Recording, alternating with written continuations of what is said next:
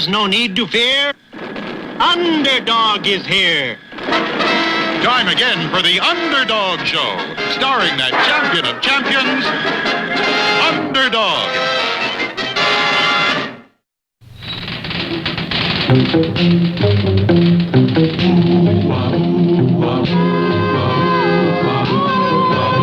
When criminals in this world appear and bring the laws that they should fear and fight through all who see or hear, the cry goes up both far and near for Underdog. Underdog. Underdog. Underdog. Speed of lightning, roar of thunder, hiding all who love or plunder. Underdog.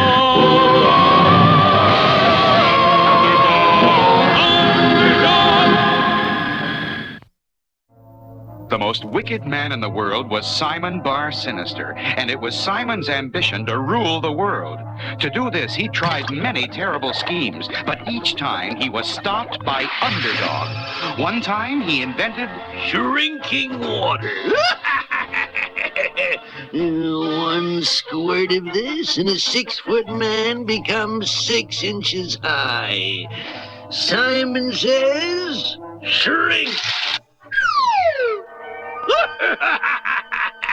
Oh, I'll be the biggest man in the world. But before Simon could shrink everybody in the world, he was stopped by Underdog. Still another time, Simon invented the weather machine. Simon says, thunder, lightning, rain. Oh, flood the whole world. But Underdog stopped him. Then Simon invented the fiendish snow gun that turned people into snowmen. Simon says, go snow! But even as Simon was taking over the world, Underdog attached, go snow! Go snow! But Underdog moved around so fast that Simon got dizzy and... Next, Simon invented the forget-me-net. Simon says, forget it. What's your name? Name? But just as he was about to drop a forget-me-net on Washington, D.C. There's got to be a better way to rule the world. See, look there. Election posters. Vote for Smith. Vote for Jones. Vote for Brown. Vote, vote, vote. That's it. I run for dictator. Then when I'm elected, I'll be in complete control. And so the campaign began. Everywhere, old posters were torn down and new ones were put up. Beautiful. Simon for dictator.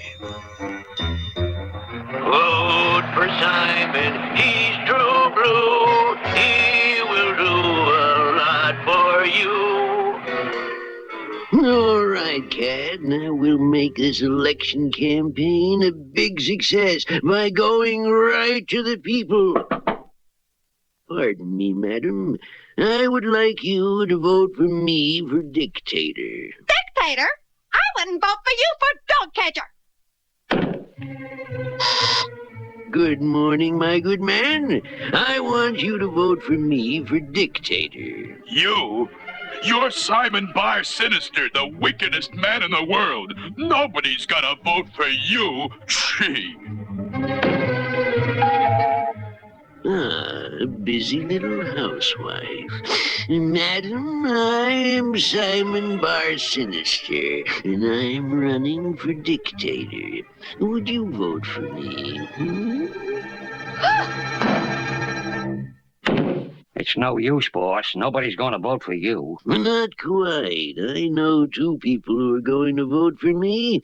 You are, and I am. Yeah, but you can't win with only 2 votes. I can if they're the only 2 votes cast. All we have to do is fix it so that nobody else votes. Yes. Come, I have a plan. What is Simon's plan? Can he really stop people from voting? There's plenty of excitement ahead in our next episode.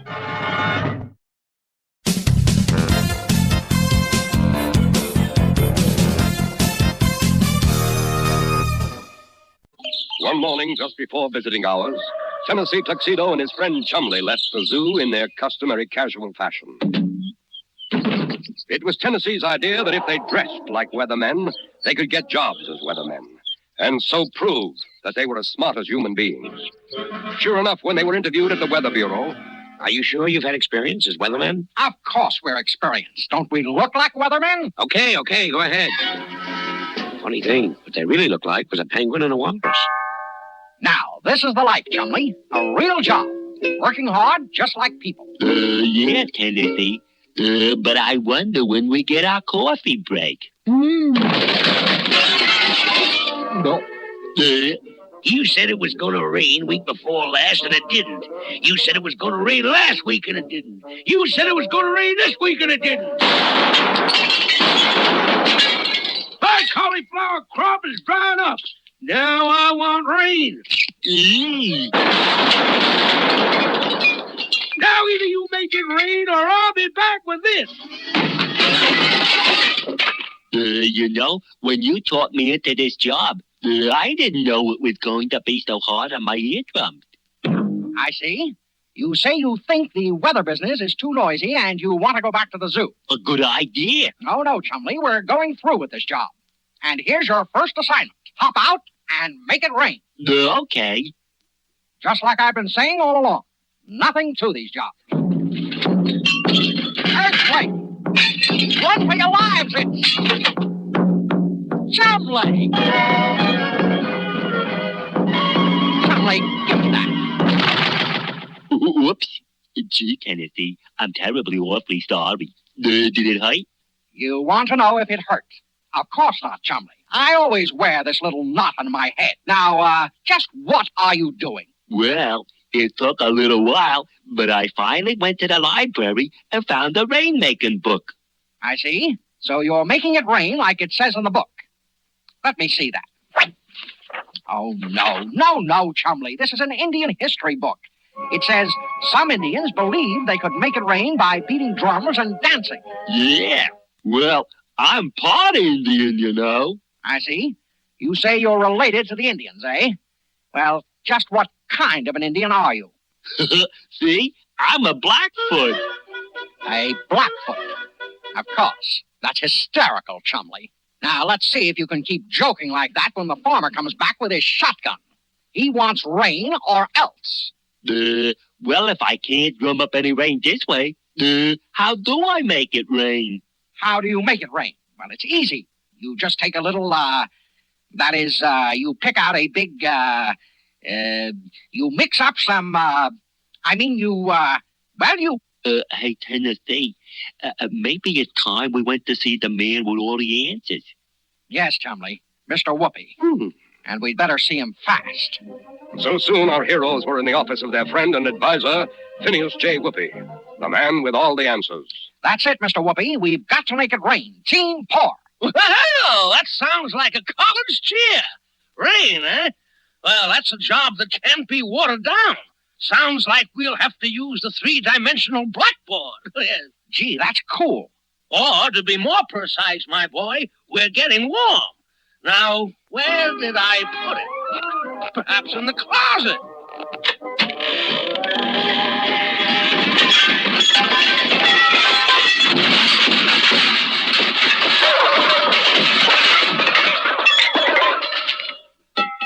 Ah, yes.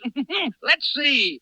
Whoopee! The fabulous, fantastic, flashy, flexible, and infallible 3D BB. There, now, what was it you, Rain. Oh, yes, indeed. Rain. Well, rain comes from the clouds. Every cloud is made of millions and millions of tiny droplets of water. Like this. So light, they stay up in the sky and float around in the form of clouds. You see? Yes, of course. Only how do they get down? Yes. Well, yes, get down. Well, as the cloud floats around, the droplets bump into each other. and join together until pretty soon they're too big and heavy to stay up in the sky. And then, whoopee! It rains. Fine. Great. Terrific. But how can we make it rain? Well, yes. Well, one way is to fly over a cloud and sprinkle thousands of little tiny pieces of dry ice on it. Dry ice? Hey, Tennessee. Chumley wants to know how to dry ice. Dry ice? Oh, no. That's just a special kind of ice, like ice cream men use to keep their ice cream cold in their trucks. When you sprinkle it on the clouds, it's called seeding, because each little seed of ice helps make the droplets grow bigger. Of course, it doesn't work every time, but that's good enough. Let's go. Stop. Take off. And soon our heroes, together with Phineas J. Wolfe, were winging their way through the sky. Okay, we're over the cloud. Chumley, take this box of dry ice chips and sprinkle them on the cloud. That's a cool job. I see, so you think it sounds like an ice idea. Wonderful, Chumley. Now step on it. No, Chumley, no. Don't step on the cloud, you clod.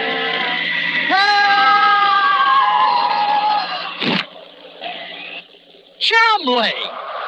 Gee, what a big first step. What happened? What happened? You tried to walk on a cloud. That's what happened. You can't do that. Not you, Chumley, a walrus. Perhaps I got a little too enthusiastic. I know you got carried away. But in spite of everything, I carried out my mission. You did drop the ice on the cloud. That's great, Chumley, great. Maybe it will rain. We did it. We made it rain, rain, rain.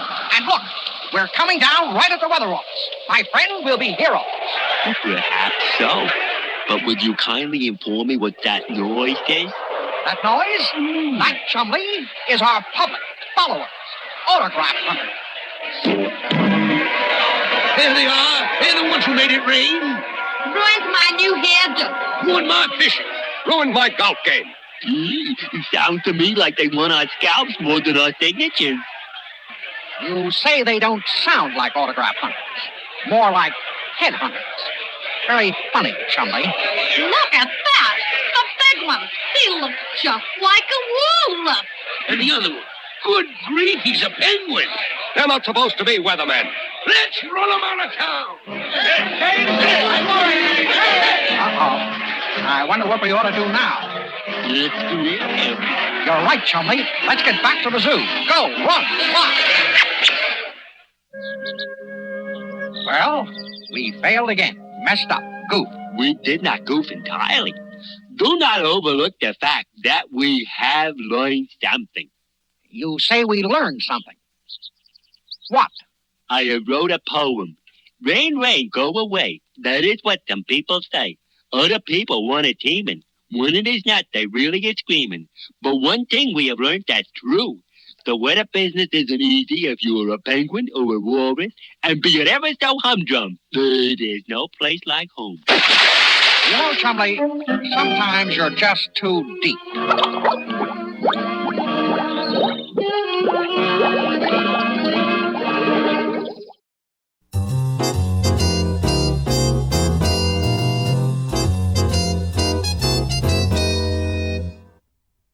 In New York City, it was a day like all days, filled with those events that alter and change the course of history.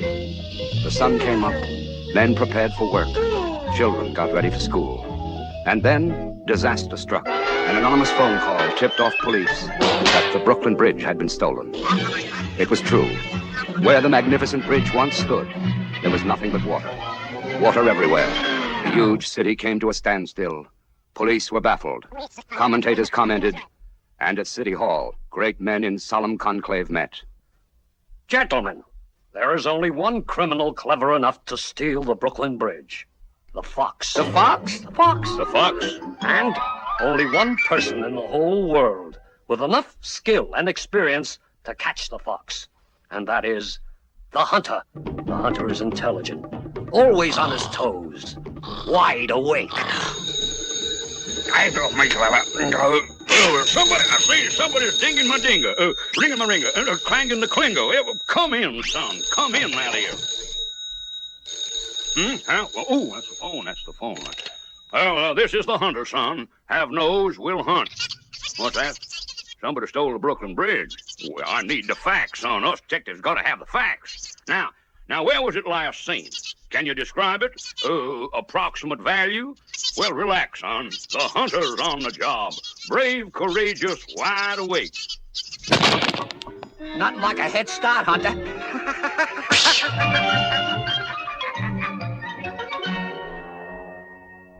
One side, son. Listen, friend. You look like a smart operator, so I'm going to let you in on a real deal, friend. A real deal. How would you like to buy a first-class bridge? Don't bother me. I'm on a big case. But believe me, you never know when you're going to need a bridge. Comes in handy for crossing rivers and lakes. Can't you understand? I'm busy. Busy, you understand. Haven't got time to fuss with buying any bridges.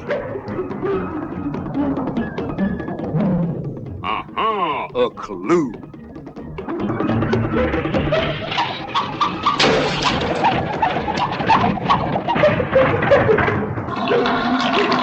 It's wet down there. The fella could drown. So could a gal. Now, I better speak to the mayor about putting a bridge across there. Now, I'll just nose around here and see what clues I can pick up.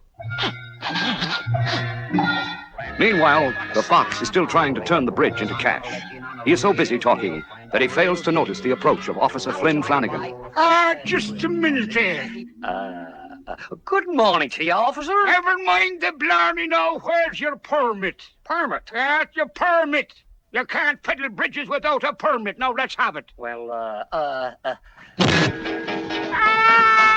fox! Yikes, and away!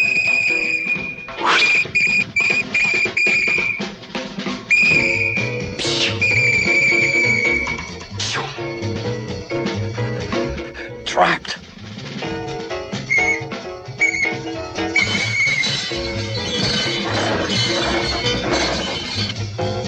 The hunter was hot on the trail and about to bridge the gap between himself and the wily fox. Hold it, son. Hold it, I say. Now, you wily, clever criminal, where's that bridge? Hunter, you've done it again, that you have. The fox and the bridge. Oh, how can we ever repay you? Well, think nothing of it, son. $10,000 from the mayor would be just fine. Who is that brave, wide-awake hero? Me boy, that is the hunter.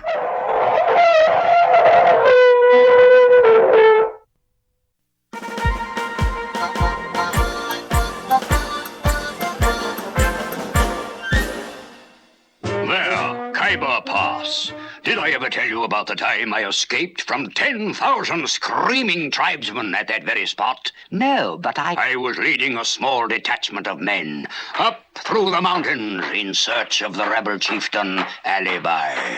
When... Ambush! Quickly, we sought shelter among the rocks, and for a while kept them at bay with our cannon. But a lucky shot put ours out of commission.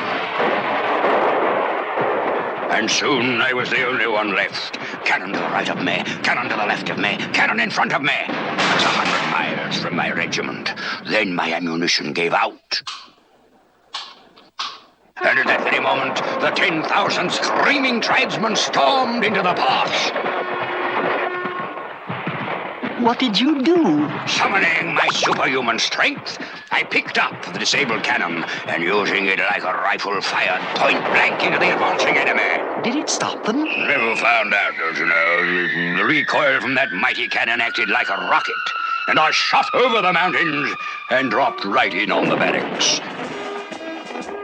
Just in time for tea. How refreshing. Quite.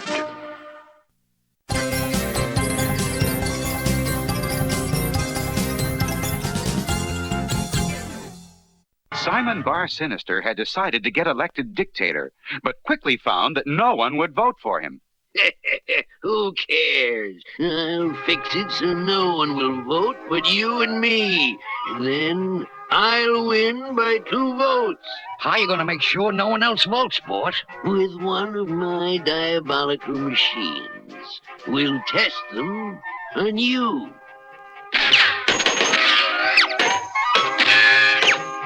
There's our voting booth. All you have to do is go in and pull the lever and... You voted. Now I'll shoot you with one of my diabolical machines and see if you can vote. Simon says, sneeze.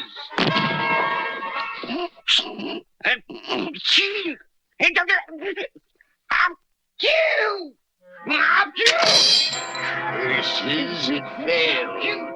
Well, if at first you don't succeed, try again. Now, cat, Simon says, cry.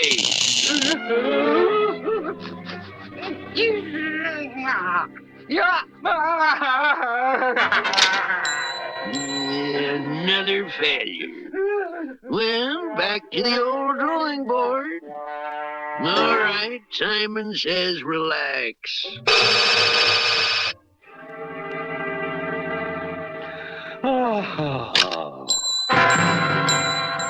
Not again. Won't anything stop you from voting? Let me see. This should do it. Simon says, stand on your head. He'll never vote that way. He can't even reach the lever. Ouch! Ouch! How am I going to stop people from voting? Hey, boss. There must be some way. Hey, boss. Meanwhile, things were going on in other parts of the world. The Leaning Tower! He's going to crash! Get Underdog! And far away on the other side of the world, Underdog's amazing hearing had already picked up the cry for help. When towers are falling, I am not slow, so it's hip, hip, hip, and away I go! There's no need to fear, Underdog is here.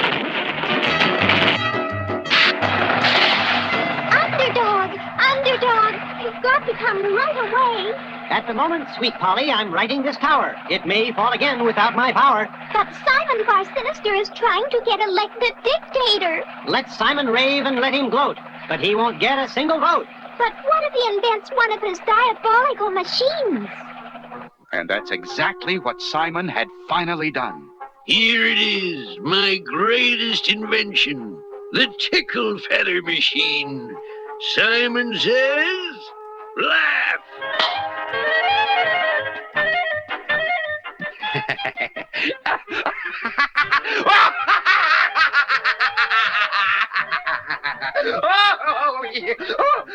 Well, aren't you going to vote? Yeah, what for? I'm happy. I'm having too much fun to vote. It works! It works! I'll get everybody laughing so hard they won't want to vote. Then Cat and I will vote for me, and I'll be elected dictator. Will the Tickle-Feather Machine work on everyone? Will Simon be elected dictator? There's a thrilling time ahead in our next exciting episode. Oh.